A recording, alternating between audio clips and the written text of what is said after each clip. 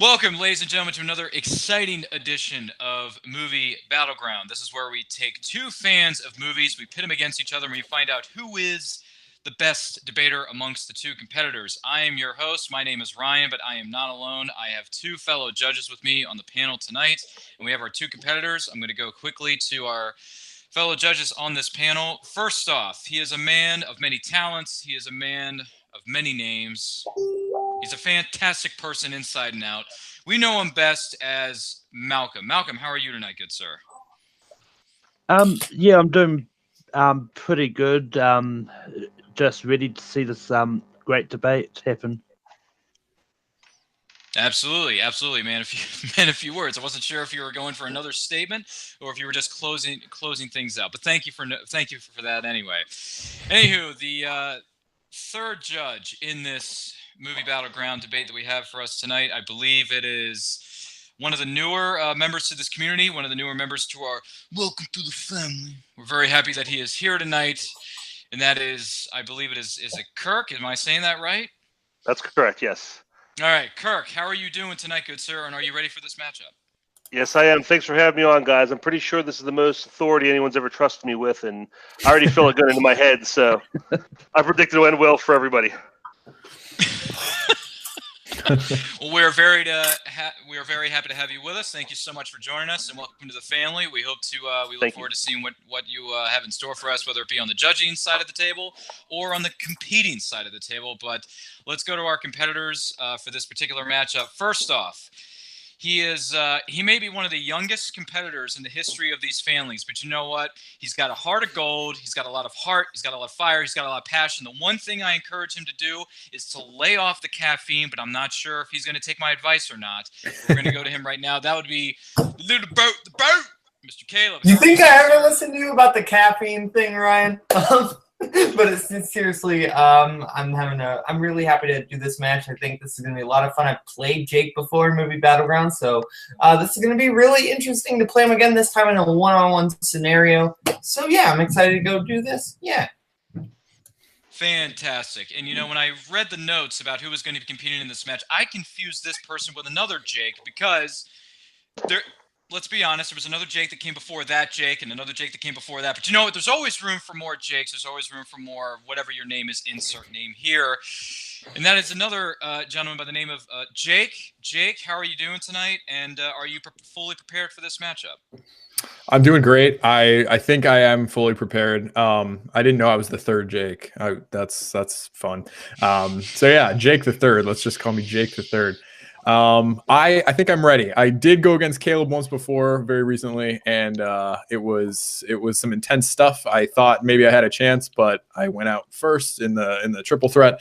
Hat off to you, Caleb. I am ready to take you on again though, and hopefully beat you this time. All righty. Well, thank you very much for being here. Welcome to the family. Look forward to seeing what you bring to the table as your young career goes on and on and on through the distance. So, without any further ado, we are going to get into this matchup. But first, I want to describe the rules to these competitors before we go any further, and that is, these competitors were given 3 different questions. They were given ample time to prepare, or so we think. We don't know. We'll find out in just a second. They will be given a question, and then they will be given up to 1 minute to make their opening statement. Then they will be given up to 5 minutes for debate between the two of them. And then once that 5 minutes is up, they will have up to 1 minute to make a closing argument. And then once those have concluded, I will go to myself and my fellow judges, and we will make the decision on who we believe gave the best argument that is relating to the specific question that is posed to them. And also, during the course of this matchup, if you wish to use your 1 minute extension, please tell us ahead of time so that we can set the timer up for that, in which case the freehand debate will go up to 6 minutes. If both competitors want to use their 1 minute extension, it'll move up to 7 minutes, and we will go from there. So, gentlemen, we are going to get into the first question for this movie battleground. Are you guys ready? Yes. Judges, are you ready? Yep. Let's do it.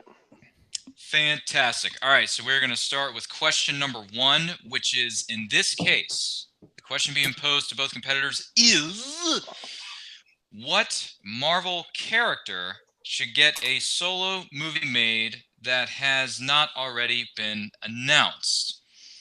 So, Caleb, we are going to go to you first. You are going to have up to 1 minute to make your opening argument. The time will officially begin once you start talking. And Malcolm, you will be you will be the timekeeper for this, and we would greatly appreciate it. Okay, I'm going with the character who is the best part of their respective MCU movie. I am choosing a character who has appeared in the MCU, but a part of someone else's story, and I think it'd be great for her to have her own story within the MCU. That's why I'm going with Valkyrie, played by Tessa Thompson. We did see her in Thor Ragnarok, but she was a side character. We didn't really get to see her be fully fleshed out throughout that movie, which I would love to see more full stories, kind of get her doing her own thing. We can, if we want to make it a prequel, we can make it a prequel. If we want to kind of do a little halvesy type thing where we see a little bit of her past and how she kind of got into the position with the Grandmaster and kind of see a new adventure with her. I think it's great. I think she's a layered character. She's funny. She's interesting. She's kind of has some sad backstory. So I think I'd love to see a movie starring Valkyrie. I yield the rest of my time. Well, thank you very much. We do appreciate that. And we will go over to Jake. You will have up to 1 minute to make your opening statement, and the time will begin once you start talking. All right, so for my choice, I chose Blade, and it would star Mahershala Ali, who, as you know, was in the first half of the first season of Luke Cage. He played a great villain, and he was also in Green Book, and he's been in a lot of other things too. He's just a fantastic actor. This movie has not been announced. We did get a version of Blade before, starring Wesley Snipes. Great job doing that movie. But we're in a new era now. We're in a new era of Marvel movies. We've got the MCU, and I think he should be introduced into the MCU. It would be awesome to have another superhero, kind of Hawkeye-esque, in the sense that he doesn't have, you know, your typical powers necessarily. His main weapon is his sword, and Hawkeye has his bow and arrow and is very skilled with that. Blade has his sword, and it would open up a whole new subgenre within the MCU of movies that deal with sword fighting, vampires. And moving on to you're going to have up to 5 minutes of freehand debate. And also, Malcolm is going to chime in and let you guys know when there's going to be 1 minute left on the clock. So if you hear something in the background or something in your headphones, it's going to be our majestical timekeeper letting you know there's 1 minute left in the freehand debate, just so you guys know for future reference as we go forward within these rounds. And 5 minutes will begin once somebody starts talking, and have at it, guys. Let's see what happens. All right. Well, you claimed that Tessa Thompson / Valkyrie was the best part of Thor Ragnarok, and I think she was my absolute least favorite part of the movie. She's not my favorite actress, first of all, so I'm kind of negative going into it with her being in the role of Valkyrie, but you can't like recast her, else people would ask questions. But she's just really boring, kind of one note, and just, you know, I don't come away going, I want to see more of that character. And I disagree completely on the one note point, because if you look, she has so many layers. She's an alcoholic. She has some really funny kind of wisecracking moments, like when she tells Chris Hemsworth, hey, you have 2 minutes, or you have until I finish this drink to tell me what you want to tell me. And she just downs but I feel like that's her only note. She's like drunk, boring, drunk and boring. Drunk and boring is her only backstory with being a Valkyrie. She has depressing backstory with being a Valkyrie, and that scene where she's describing what happened with Hela in the past. So she has multiple notes to her character. Yes, but we've already seen that. We like as much of her story as I even want to know, we've already seen in flashbacks, and I've seen enough of the character of Valkyrie. She was cool,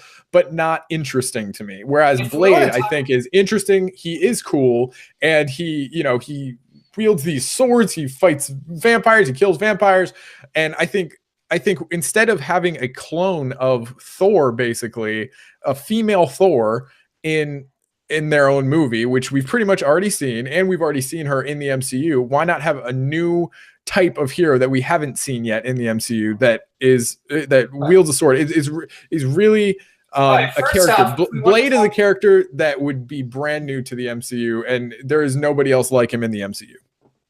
All right, but if we want to talk about things we've already seen before, we've seen Wesley Snipes play Blade. So that's one thing, is we've seen 3 movies with Blade, and they were all good. They were all, well, with the exception of Blade Trinity. The first 2 are good, but I don't need to see any more of the Blade character. And on your point about her just being a female Thor, that's completely wrong. She has a completely different personality. Her fighting style is significantly different. You see the fight she has with Loki. It's a completely different fighting style. But nobody's paying attention to the fighting We've style seen enough between of the two. They're just going, "Oh, that's somebody from Asgard who is powerful like Thor." Like it's just, you know, she may not have the same exact powers, but it's the same. It's the same dynamic. Then the thing with Loki is he's actually interesting. There's so many sides to Loki. But with Blade, here's the thing. You can't compare the Blade trilogy with what he would be in the MCU because it's completely different. 2 completely different interpretations. I feel like this as same with Spider-Man. You know, you had the Spider-Man trilogy, Sam Raimi, and then you had the 2 in the middle that I don't like to talk about. And then you have the new MCU Spider-Man that everybody loves. It's the new MCU Spider-Man. It's a new version of the character that adapts well to the MCU. The same thing would go for Blade.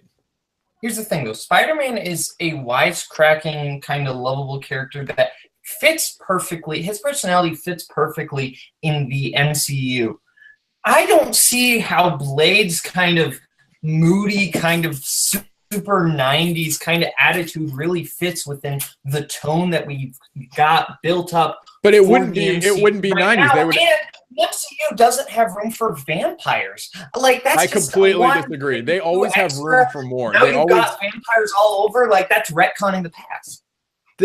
No, it's not retconning the past. They're just going, oh look, like vampires exist and they've always existed, but there's been no reason to pay attention to them until now. If you introduce Blade, not only are you going to get a really cool badass character played by Mahershala Ali, who is an incredible actor, by the way. The gravitas he would bring to the role would completely outweigh anything that Tessa Thompson has done as Valkyrie. Tessa Thompson as Valkyrie served one purpose in Thor Ragnarok, and that was to help Thor along on his journey. And she did a great job. And we got a flashback of her life in there to see what happened. You said that your movie might be a prequel. Well, guess what? We've seen the prequel already. It took about 30 seconds, and we got what we needed to know. I don't need to know the rest of her backstory.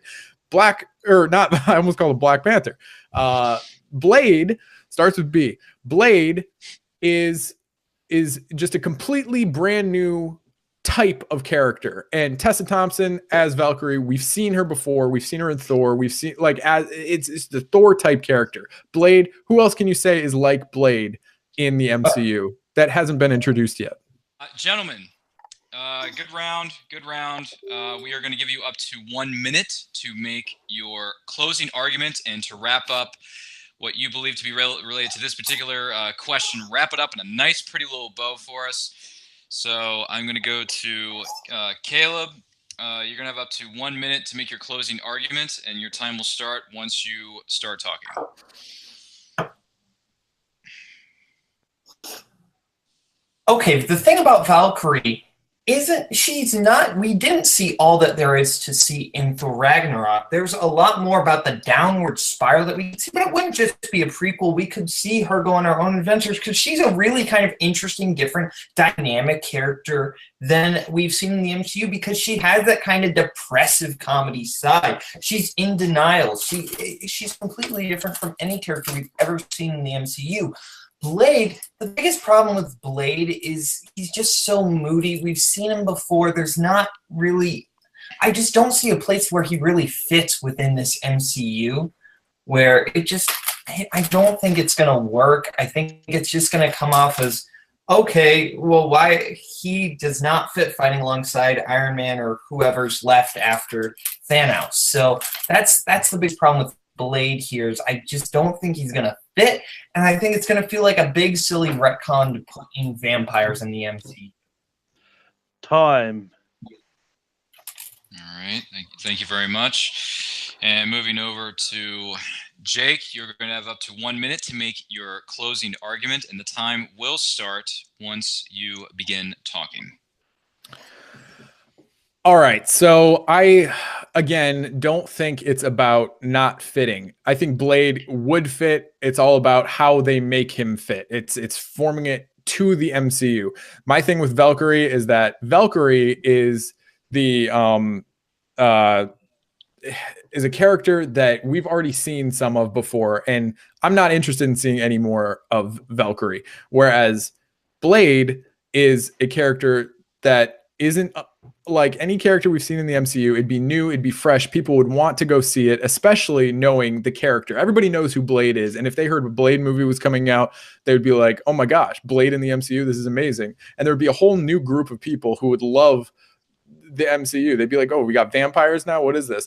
And I feel like just as with other Marvel Cinematic Universe movies that introduce new characters like the Skrulls, all these things, you can introduce vampires very easily with a good enough story. Gentlemen, excellent job. Good points brought up by both competitors. I will start this off on who I feel did the best job, and who I would award the point to with this particular question: which Marvel characters should get their film made. Both of you brought up really good points, but the thing that stood out to me, for me anyway, was what Jake was saying about he already has somebody in mind he would want to cast for the role. He has the word that it would be fresh, it would be new. You bring in a different character to the MCU, shake things up after everything that's going to go down with other MCU films that are coming down the pipe.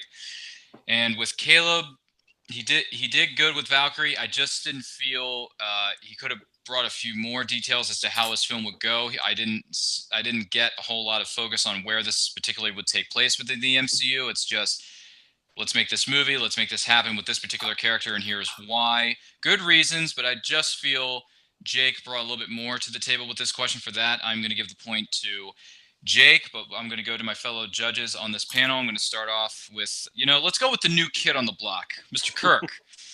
All right. You were your ancestors had a captain once on a ship somewhere in the distant galaxies, but you're the new guy on this ship, in this world, in this universe, in this star date.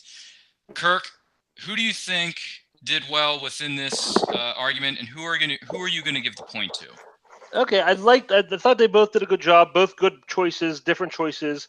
I think Caleb did a good job convincing me that Valkyrie was a multifaceted character who would be deserving of her own movie. But I think Jake, when I went into this, what I wanted to hear was, what are these guys going to bring? What are these characters going to bring new to the MCU? And I think Jake hit that the best. First of all, like you said, with the casting, made a great casting choice, and making a new genre. I really liked what he said about at the end about all the hype that the old school Blade nostalgia would bring up. So I think Jake, I think I'm going to give Jake the point on this one. All right. With that being said, Jake, you are going to get the point. We are going to move on to question number 2 for these two competitors. The question is, what scene in a horror film has the best jump scare moment? Since we started with Caleb in the first round, I'm going to go over to Jake. You are going to start us off in round number 2. You're going to have up to 1 minute to make your opening statement, and that time will begin once you start talking. The floor is yours. All right. So first of all, I just want to thank Caleb for letting me take this question, this answer, I should say. So there's a movie franchise we all know, it's The Exorcist. There's a few sequels to them. The one not a whole lot of people remember is The Exorcist 2, or The Exorcist 3, I should say.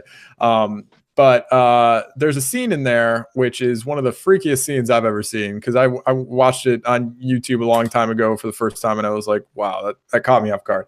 But it's the scene in the hospital when the nurse walks out of the door. There's this long shot. It lasts for about a minute. Everything's quiet. And this nurse, you can see in the distance, walks out of a room, turns around, closes this door behind her, and locks it, or shuts it, basically. So you're not expecting anything. And then as soon as she starts walking away, this white dressed nurse carrying gardening shears.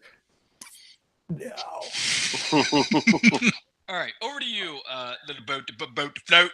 Caleb, you have up to 1 minute.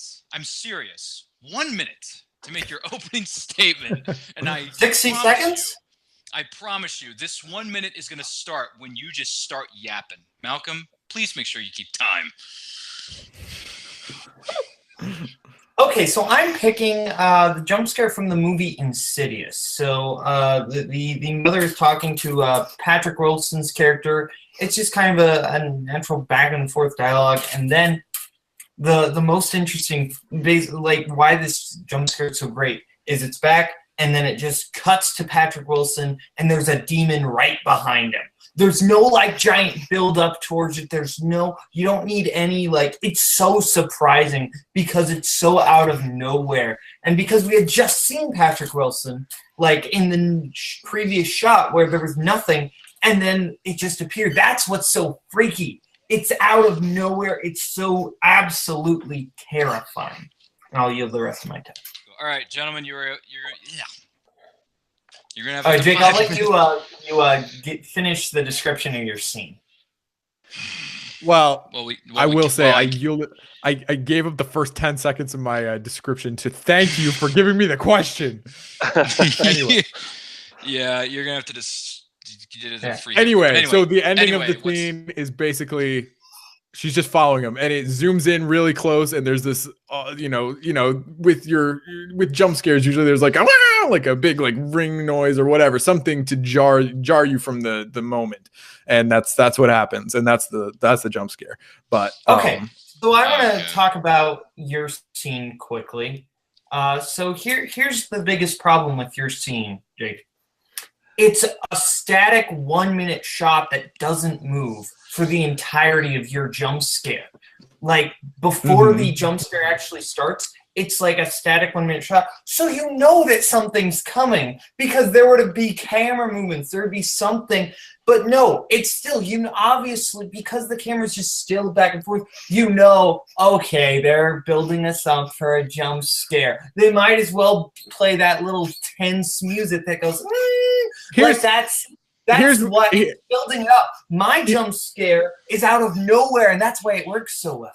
Here's what I'll say. I will say that with, I don't watch that many horror movies, but I will say, especially in trailers and things, they give away a lot of jump scares with horror movies in modern times. And I will say that a lot of the jump scares in horror movies nowadays are like the one that you're describing, where it's just like, it's like a typical movie shot, and then all of a sudden there's a jump scare. Whereas mine, I think, stands out because of its creativity. Yes, we've seen jump scares before that are just one shots standing still, but it subverts your expectations for as long as possible, up to the point where you can see her close the door and you can hear the lock. My jump scare has points for creativity because with the sound editing, all that stuff, they added a lock noise to make you think in your mind that they locked the door, but that door isn't locked or shut because immediately comes the nun, and I did not expect that. That's something I've never seen in a movie before. It was very creative. Okay, to counter your point about that's the way that jump scares are done in horror movies all the time. That is not the most popular way that jump scares done in the horror movies. I didn't say it was the most popular way. It's like this build of kind of music where it's like like and then or the music just cuts out, which works in my favor too. I didn't say it was the most popular. I didn't say it was that's right. I didn't say it was the most popular, but you just admitted that the most popular way to do it is with music building up to it and then the scare, whereas mine has zero music, so you don't know what's going to happen. Mine also has zero music. Mine also has zero music. But the difference between mine and yours is that somebody just pops out of the dark. Has no buildup. Yours has obvious buildup. The difference between your scene and my scene comes down to this. I've seen so many horror movie scenes where the jump scare is somebody coming out of the dark where you can see what's in the background, but you can't because it's dark. That's pretty stupid. Whereas mine, completely light. In fact, it's a completely white room. Everything's well lit. And that's where I think my jump scare scene works in spades, is because you're in the light. There's nothing shrouded in darkness. So you're not expecting it even more. Jake, I'm going to go ahead and guess you haven't seen Insidious because the Insidious scene is completely well lit. That's the thing. I haven't. Yeah, it's during the day. It's completely well lit. It's like a normal scene. It's not trying to that's what's so brilliant. It's completely. Then I take that point back. I take that point back. But my point is that mine had zero music. Did you say time? Oh, sorry. He's still muted. See, I lost my train of thought now. My scene's better. You're saying that your scene has zero music? Wait, are we? The point, Out the difference between your scene and my scene is that mine did it more creatively than yours did, I assume.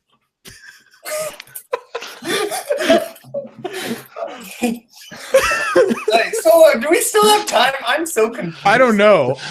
You still have time. It's got it's 1 minute. Okay.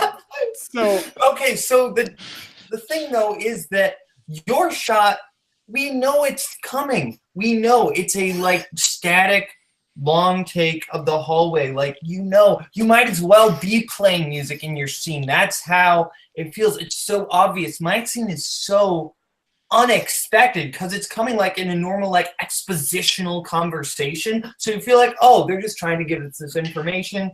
You know, this I can tune out because it's just kind of boring plot stuff. And then it's like cut back to Patrick Wilson. Demon. But mine uses simple, subtle sound editing with the door lock and the door shutting to make you think psychologically that nothing's going to come through that door, and it does. And this was in a time where special effects weren't as good as they are today. Just because there's a sound with a door locking, I know you. If you've seen any horror movie, you know that. My last point in this argument is that you chose this question first, which means it must be good. Okay, if we're going based on that argument, then I win question 3 because you chose Son of the Mask. So then, if we're going based on that, I take that back as a point. Wow. All right. That didn't go off the rails at all during the course of this round, did it, folks? For those of you watching at home and in the privacy of your own home, I'm sure it didn't. But anyway, we're going to do our very best to pick up the pieces here. But before I actually try to pick up the pieces of my own soul here because of this question, we're going to go to closing arguments. So, Jake, do us a serious, solid favor. Wrap up your choice for this particular question in a nice, pretty little bow, and you're gonna have up to 1 minute to do so. And the time will begin once you start talking. May God have mercy on your soul.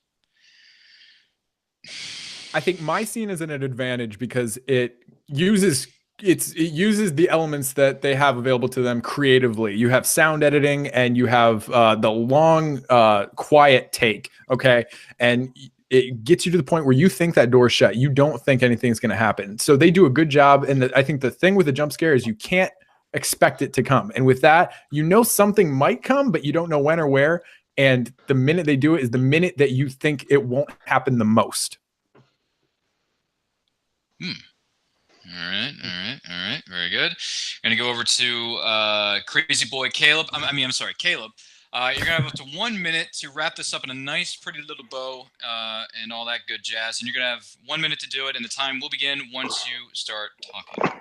Jake, I agree with you that a good jump scare is one that you don't expect. The difference is that my scene is shot like a normal expositional table talk. Your scene is shot in a way where it's obvious, you know that something's going to come. It's a static 1 minute long take. You know, okay, there has to be something bad about to happen. It's filling you with dread. With my scene, there's no buildup. There's nothing.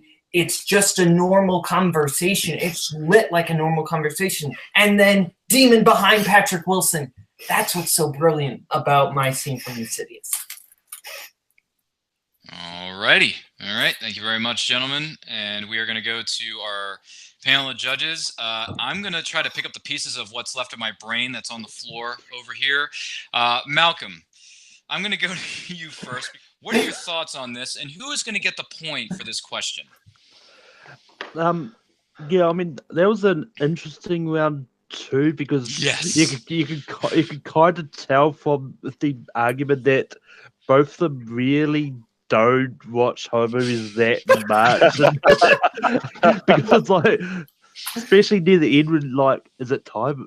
Are we done? It's like they're just really hoping. But anyway, I'm going to give my point slightly to Caleb. He managed to sell me on his scene being scarier than Jake's. Because, I mean, I've not seen either of those scenes, so it's going on sort of Rich sold me on wanting to be scared by that scene. But yeah. Mm-hmm. All right, and I'm going to go to Mr. Kirk. Kirk, who in your mind got the point for this crazy round 2? And what do you think of this round? How do you think it went? And who's getting the point? Okay, point of order. The correct answer is Danny Torrance turning the corner on his big wheel and running into the Grady twins. But out of the two answers you guys gave, Jake did a good job selling me the creativity, the sound, the sound editing, the sound mix, all that. Caleb did a good job of just talking about the surprise of it. And what really shocked me here is because I haven't seen any of these scenes, and I haven't seen any of the Insidious movies. But to me, just from seeing trailers and stuff, they've always been kind of the poster child of the like stereotypical jump scare. And I really thought that that's where kind of naturally the way I was leaning. And Caleb did a really good job of actually turning that around on Jake, and making his jump scare sound like the more creative one. And also, I'm going to give the point to Caleb, and the other reason being is because he really sold, because I haven't seen any of these scenes before, I wanted them to sell me on their fear, how it scared them, and Caleb seemed more scared when he was talking about the scene. So I'm going with Caleb on this one as well. The point is going to go to Boat Float. Mr. Caleb, you got the point there, buddy boy. Means we are going to move to round number 3.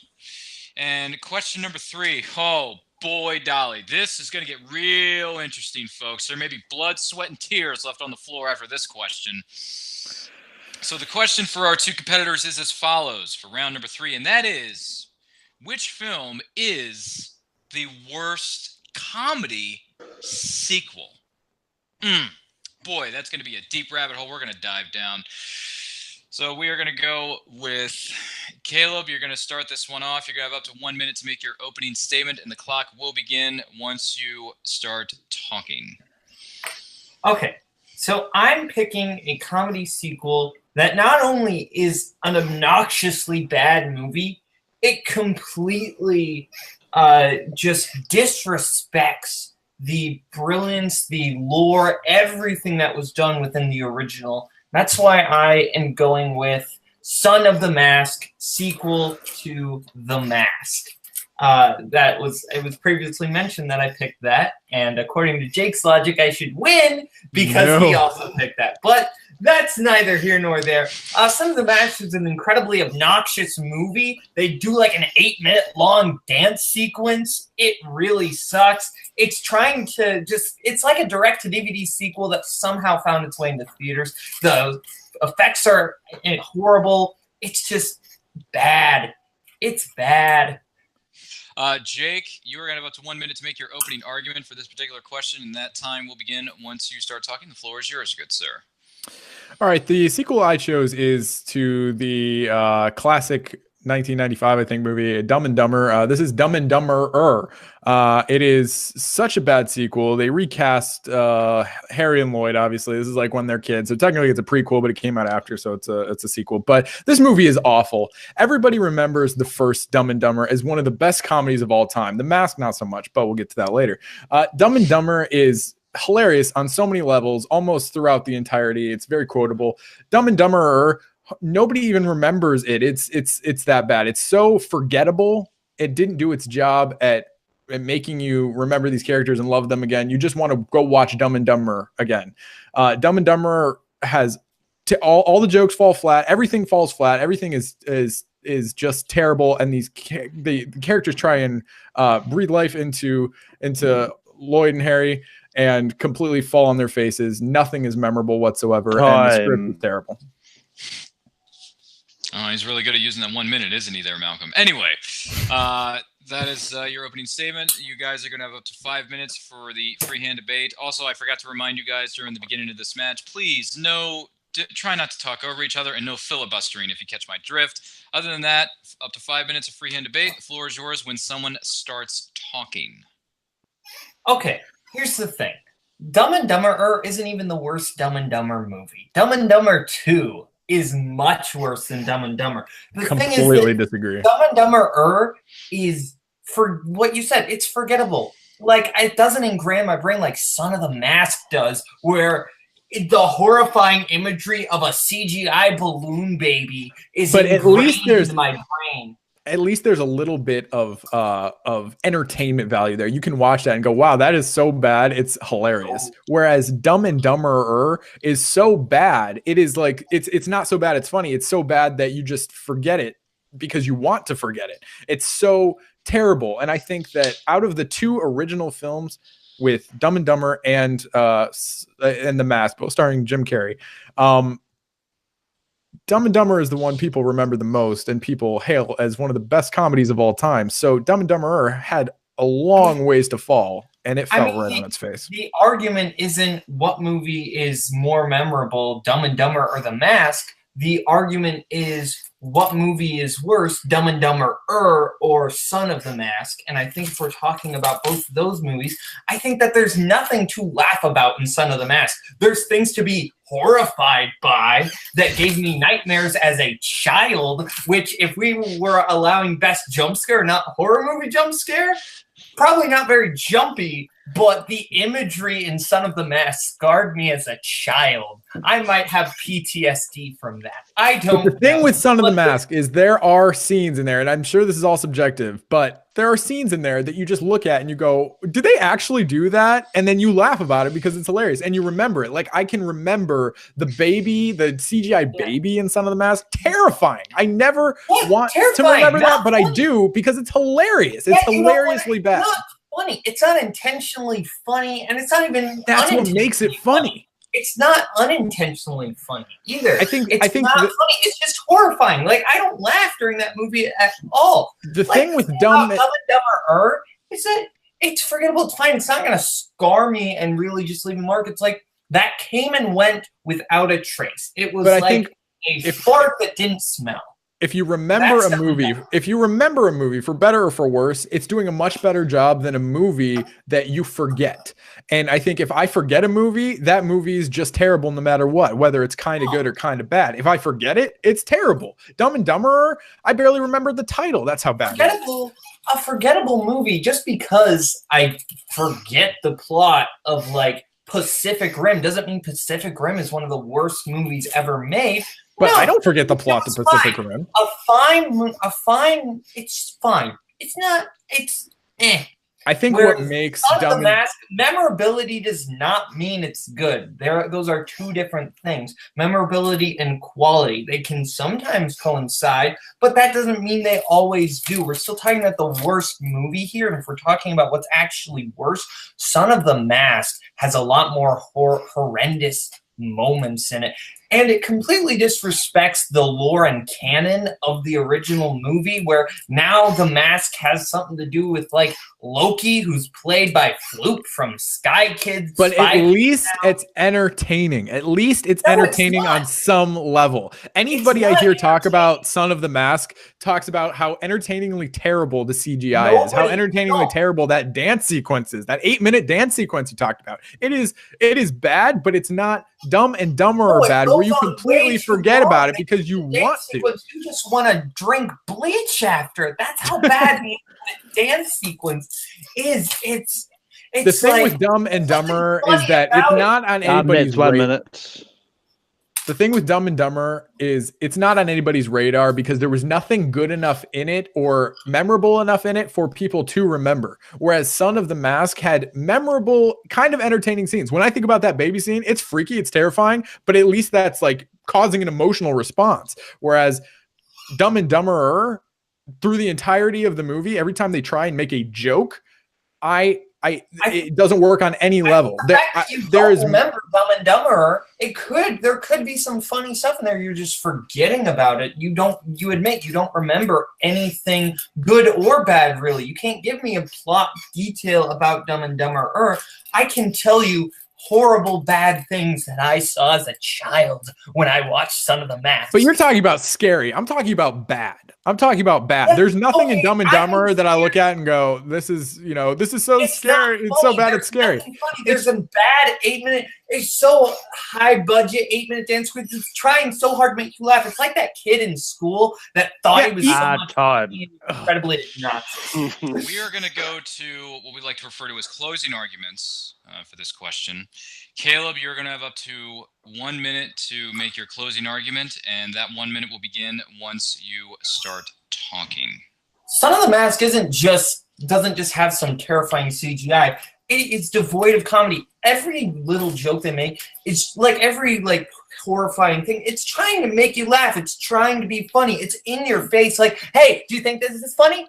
No? Okay, we're gonna keep doing it. We're gonna keep doing it. We're gonna keep doing it until you think it's funny. You never think it's funny? What? We don't care. We're gonna keep doing this joke over and over and over and over again. We're gonna change the style of the dance number. We're gonna make Loki a bee. We're gonna do all these things because we're that obnoxious kid in class that thought they were so clever and so funny. It was actually super annoying. That's who Son of the Mask is. That's what that movie is. Jamie Kennedy's giving a terrible performance. Dumb and Dumber, that movie left no impact. Dumb and Dumber 2, that's a bad, bad movie. Dumb and Dumber, came and went. It's forgettable, and that's kind of a good thing. All right.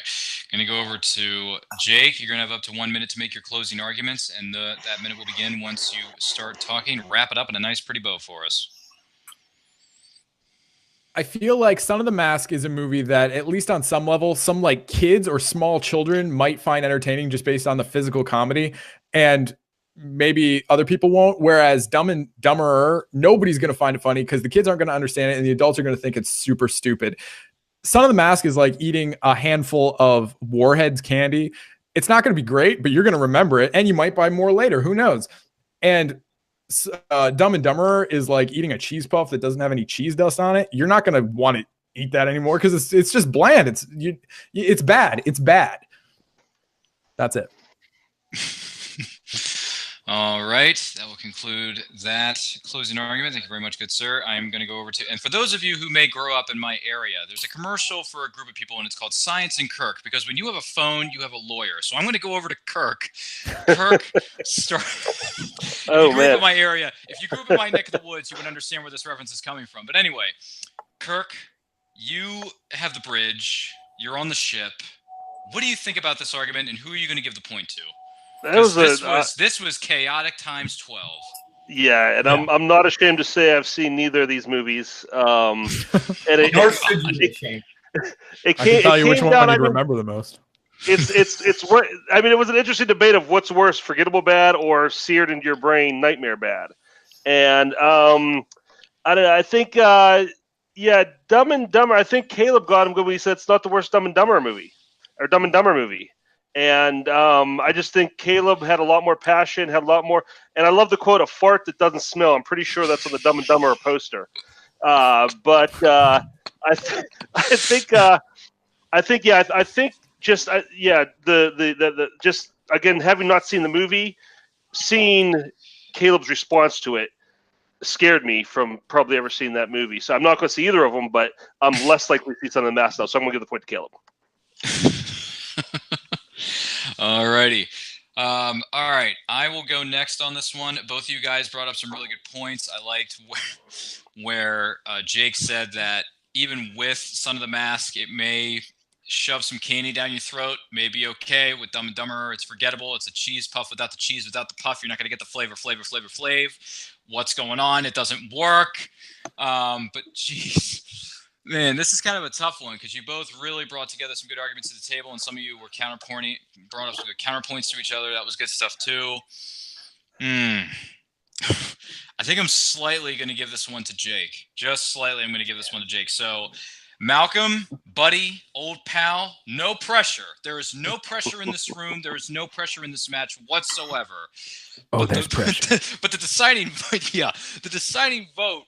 My good friend Malcolm, rests on you, good sir. What did you think of these arguments, and who, in your mind, is going to get the point on this particular question? Well, I mean, the good thing with these worst-of debates is you're essentially forcing the other person to try and defend a crappy movie. And my point's going to go to Caleb because I think Jake didn't do a good enough job of trying to defend the Son of the Mask, which granted no one really wants to defend it either, but and I think like I mean on the similar side, I think Caleb did get the shot in that Dumb and Dumber isn't the worst Dumb and Dumber, but I think he had enough but like explanation to why Son of the Mask is a very terrible movie altogether for me to sort of give the point to him. But I mean it was pretty close either way. It certainly was, but in this case, Caleb's going to get the point. So it is 2 to Caleb, 1 to Jake. So we're going to go into the speed round, and boy, oh boy, the speed round, you really got to be quick on your toes because this round could make you or it could break you. You're going to have 30 seconds to make the opening, and then you're going to have, 15 to make the closing, right, Malcolm, in the first one? Yeah, 15 for closing. Yeah, 15 seconds for closing. So like I said, gentlemen, you got to be quick on your toes. So, by the way, after I'm saying the question, whoever says their answer or whatever answer they're going to go with, whoever says it first, you will get that answer, and then the other person will have to go with the other one. So you got to be quick on your toes here. So get ready because here is the question in the speed round. And like I said, Jake, no pressure, buddy, but you got some ground to make up. All right. Speed round question number 1 is the following. Listen closely. Which is the better Brad Pitt performance? Is it Fight Club or is it 7? Fight Club. 7. Oh, all right. Caleb's at it first, so he's gonna get Fight Club. Jake, you're gonna get 7. Caleb, you're gonna go first. You went with Fight Club. 30 seconds when you start talking. Be quick on the feet. Oh, yeah. Fight Club's Tyler Durden is one of the most memorable, iconic, dynamic performances Brad Pitt has ever given. His speeches are so memorable. Everybody knows what's the first rule of Fight Club. You do not talk about Fight Club. Everybody knows those scenes. I don't even remember what the character name was in 7. That's how kind of forgettable. That movie's great. His performance is absolutely fine. Tyler Durden is a memorable, iconic, dynamic character. Whereas it's him and Time. Wow. Okay. Shots fired. All right, Jake. These must be the best 30 seconds of your entire life. You got to make them count, son. 30 seconds, and the time begins when you start talking. Okay, it doesn't matter that you don't remember his name. The fact is that Brad Pitt in 7 is one of his most memorable roles of all time. I think it's highly underrated by people who go to see movies. The thing with 7 is that it's jam-packed with a lot of cool actors, but Brad Pitt rises above all of them. And with Fight Club, he kind of goes toe to toe with what's his name? With Hulk there. All right. 15 seconds to close. Caleb, those 15 seconds start when you start talking. Just because he has great chemistry with Edward Norton doesn't mean that Tyler Durden's performance is any less good in Fight Club. Yeah, he has great back and forth. He has somebody to work off of, and that elevates Brad Pitt's performance in Fight Club. All right. Going to go over to Jake. 15 seconds to make your closing arguments. Those 15 seconds begin when you start talking. But the thing with Brad Pitt in 7 is that he stands out way more, and I do think he acts just as well as he does in Fight Club. With 7, he is a character who things are focused on him, whereas Fight Club is focused on 2 different people. Turns out to be the same person. Boy, man, these rounds really go by fast, don't they? Those of you in the audience watching at home, they really do. All right, so I'll start this. I guess I'll start this one off. As far as with this argument, you gave the better Brad Pitt performance. I feel like Jake got a little caught off guard with some of the points he was trying to make. So I'm actually gonna give this point over to Caleb. Malcolm, what are your thoughts on this one? I'm actually gonna give it to Jake. It was like it was pretty close, but I think Jake got a lot of points in about Brad's performance in 7. A lot of what I heard from Caleb was that his Fight Club role is more iconic, memorable, and all that, and that his role in 7 is just forgettable. I didn't really hear much about his actual role in Fight Club. Oh, wow. All right. It's got a whole lot interesting. So, Kirk, I want to find out what's in the box, who wins this thing, and are we going to go to the next question within the speed round? Yeah, I got to agree with Malcolm. I think Caleb focused on how iconic the character became, and Jake talked a little bit more about the actual performance within the movie. So I'm giving this one to Jake.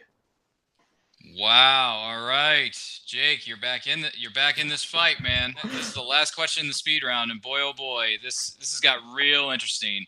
Starts out with Caleb having a commanding lead, and then Jake fights right back and gives him a few punches to the gut, maybe to the face, depending on how you're looking at this in a boxing match. So we're gonna go to the next speed round question.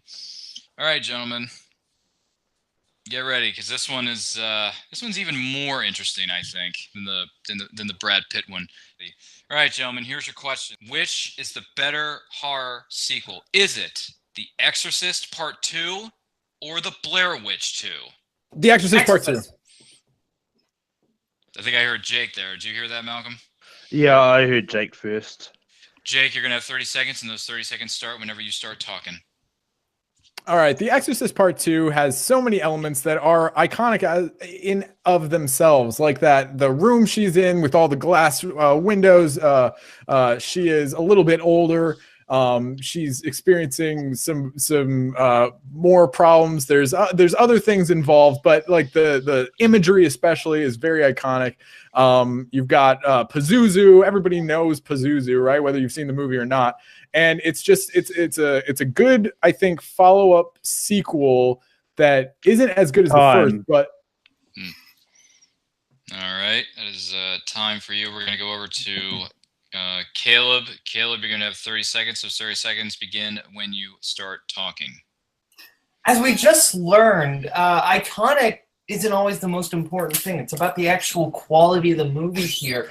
And Book of Shadows, Blair Witch, actually has some unique takes on the genre. It goes in a different direction than Exorcist 2, which is just a mindless cash grab. If you want a good Exorcist sequel, watch Exorcist 3. That's a quality Exorcist sequel. Exorcist 2, no. It just is a cash grab in on what was a quality original 1973 horror movie. All right, that is time. You are going to have, what is it? I believe it's 20 seconds. 20 seconds. All these even numbers. You know, 20 seconds to make a rebuttal, and we'll go over to, I got to stop laughing and take this seriously. Jake, you're going to have 20 seconds. Those 20 seconds begin whenever you start talking. May the odds be ever in your favor. And I know it's a completely different movie and a completely different genre, but go ahead anyway. I agree that it has to do with quality, and I would argue that Exorcist 2 has a lot of very well shot scenes, a lot of like her standing on the edge of the roof, just beautiful atmospheric scenes, whereas the Book of Shadows, I don't remember anything from that movie. Wow. Wow. Okay. Interesting. All right, Caleb, you're going to have 20 seconds to make your rebuttal. Those 20 seconds begin whenever you start talking. Okay. Difference between Blair Witch 2 and Exorcist 2 is Blair Witch 2 takes different environments, different characters. It takes a completely different take on the genre, whereas Exorcist 2, it's just a mindless, needless cash grab. There's nothing really quality that I can remember about it. Sure, they put a camera on a stick nice. Jeez, it's getting really... It's getting a little hot under the collar in here. Anyway, we're going to go for 10 seconds to make your closing arguments. Jake, those magical, majestical, even numbered 10 seconds are going to begin when you start talking. Blair Witch 2 has pretty much all the same locations. You're still in the woods. You're still in all these places. Whereas Exorcist Part 2, that's the one you're in so many more new locations. Okay. All right. All right, and Caleb, you got 10 seconds to make your closing arguments. Those 10 seconds will begin once you start talking. Different environments don't make for a better movie. Just being in a different place doesn't make a better movie. And the fact that you remember it less, I'm not basing a quality of a movie on your faulty memory, Jake. It's about the actual quality of the movie. Wow. Antoine got a little hot. Coming at me with daggers. Jeez. Hey, I go hard in the paint. A lot of. Hey, that's a basketball reference. We need movie references on this show. Anyway, I digress. All right, Welcome to this Sports is Battleground. Interesting stuff. Very good question. Very good responses by both competitors here in the competitors' room, or should I say the ring? All right, so almost lost my voice there. All right, I'm going to go over to Malcolm first. Malcolm, what are your thoughts on this one? Yeah, this is definitely a very, very interesting speed round, to say the least. I'm going to give my point to Caleb. So I think with the question that he got, I think he did the best job sort of with it, with trying, because I mean it's kind of clear that they probably haven't seen these two movies. So Really? No. Stop calling our bluff, man.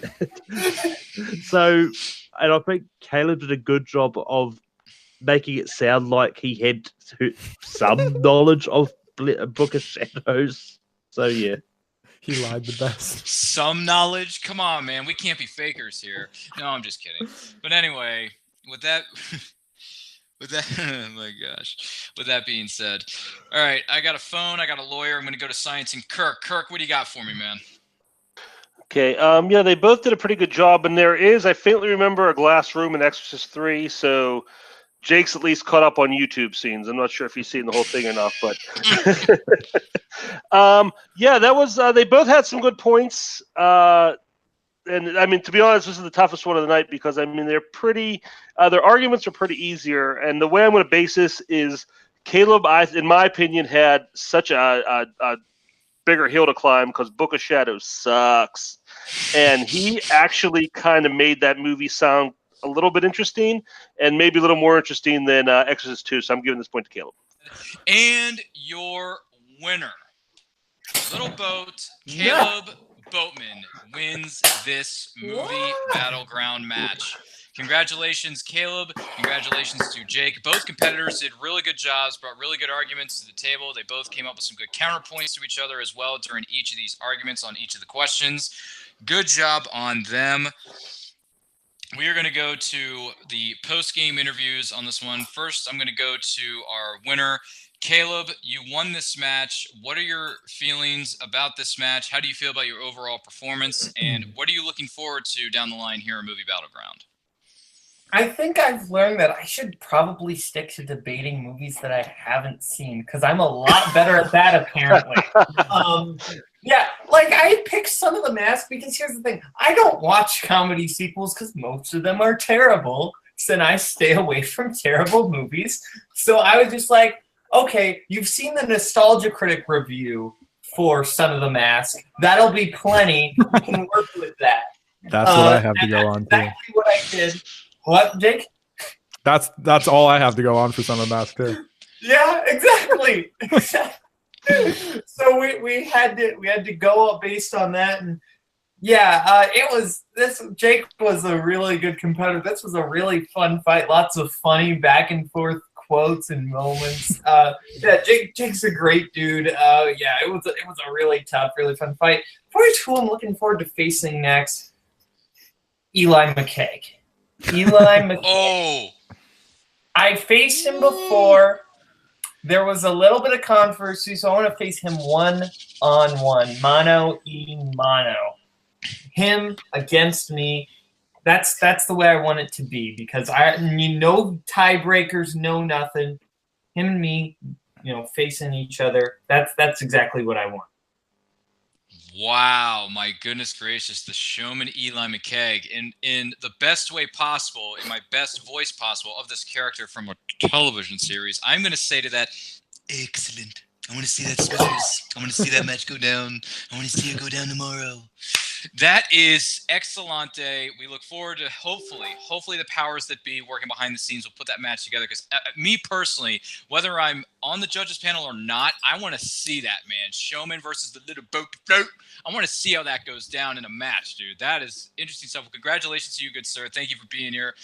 We're going to go over to our second place finisher tonight, because he may be one of the newer kids on the block, but he's a nice guy. He did a really good job tonight. I got to give credit where credit's due. Jake Damon. Jake, I had to do it once, man. I had to do it once. Jake, I'm going to go to you. What are your thoughts on your overall performance tonight within this matchup, and what are you looking forward to down the line here in Movie Battleground? Despite the fact that you may have lost this match, you did bring some good cards to the table. What are your thoughts, and what do you want to see going forward for you? Well, my thoughts are that I don't know why, because I got beaten by him before, but I completely underestimated Caleb. He is he's a wealth of fake movie knowledge from movies that he hasn't seen, and I'm so glad that I can say the same about myself. I can't believe I won that 7 versus Fight Club fight, because I was totally bullshitting the entire time, especially when I could have lost easily by just saying at the beginning, I've never seen this movie and I should just give up now, which I almost did, but I stuck to it and I'm glad I did. So I'm proud of that point. But besides that, you know, I brought out my analogies. I brought out the cheese puff with no cheese analogy. Nothing helped me that much, and I need to work on my game. But it was awesome fighting against you, Caleb. I am having a lot of fun. This is my second. Oh, no, I can't remember. Second or third fight here. It's my third. Okay. Yeah, right. Which I did win that one, so it gave me false hope for future fights. But beating Jay is incredibly impressive. So so maybe that I used up all my win juice on that one. But I will say that I really enjoyed this, and I really look forward to fighting against whoever they pair me up with in the future. I do hope I get a chance at fighting Caleb again, though, because I do intend on coming back better prepared, maybe with a few movies that I haven't seen under my belt, just in case. Well, we look forward to seeing what you do here in these fan leagues. Thank you very much for being here. You did a really good job. Look forward to seeing what you do somewhere down the line. And also, out of everybody here, you have the most really ridiculously good-looking set of headphones and microphones. You clearly you have a $2,000, $3,000 set, and you are more than qualified to be here. $2,000 or $3,000? Are you kidding me? No way. Listen to me, man. Don't sell yourself short. It's really ridiculously good-looking, and it's not easy to pull that look off. But you pull it off nicely. So I'm going to go to my judges panel here before we wrap things up real quick to get some thoughts on this match. Kirk, what were your thoughts on this match, and did you have fun being on this panel tonight? Oh, I had a great time. Yeah, it was a lot of fun. Jake and Caleb both did great. I think I could have won either way on almost any of these fights. They both made a ton of great points. They both had a lot of they made it fun, they made it entertaining, and even when they didn't know what they were talking about, they seemed like they know what they were talking about. So they both did a great job. Hats off to both of them. All right, well, thank you very much for being here, Kirk. Malcolm, what are your thoughts on this matchup? And did you have fun being here at all? Because I really couldn't tell by the way you were moving your hands with the 5s and the 4s and the 3s and all that jazz. Did you have fun tonight?